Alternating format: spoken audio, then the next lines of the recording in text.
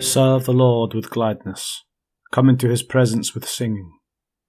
Know that the Lord, he is God. It is he who made us, and we are his people, and the sheep of his pasture. Psalm 100, 2-3.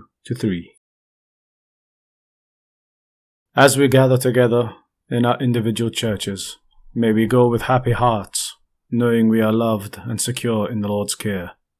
Pray that our congregations be united in heart and mind, as we worship the Lord with gladness.